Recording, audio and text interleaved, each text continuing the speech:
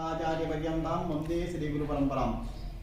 ఇందుకూరుపేట గ్రామంలో శ్రీ లక్ష్మీ నరసింహస్వామి వారి ఆలయంలో ఈరోజు వైకుంఠ ఏకాదశి పర్వదిన సందర్భముగా శ్రీ స్వామివారు శ్రీదేవి భూదేవి సమేతుడై శేషవాహనంపై ద్వార దర్శనం అత్యంత వైభవోపేతముగా నిర్వహించబడింది. ఈరోజు ఈ యొక్క ధనుర్మాసంలో ధనుస్ సంక్రమణంలో వచ్చేటువంటి శుద్ధ ఏకాదశి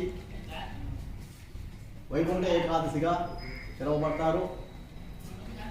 ముక్కోటి దేవతలతోటి వైకుంఠవాసుడు భూమికి వచ్చి దర్శనమిచ్చేటువంటి మహద్భాగ్యము కలిగే ఈరోజు వైకుంఠ ఏకాదశి. స్వామిని ఈరోజు ద్వారంలో దర్శిస్తే పునర్జన్మ అంటూ ఉండదు, సకల భోగభాగ్యాలు అష్టైశ్వర్యాలు కలుగుతాయని వేద ప్రతీక. భక్తులు విశేషంగా పాల్గొని స్వామివారి తీర్థప్రసాదములు స్వీకరించారు. జై శ్రీమన్నారాయణ.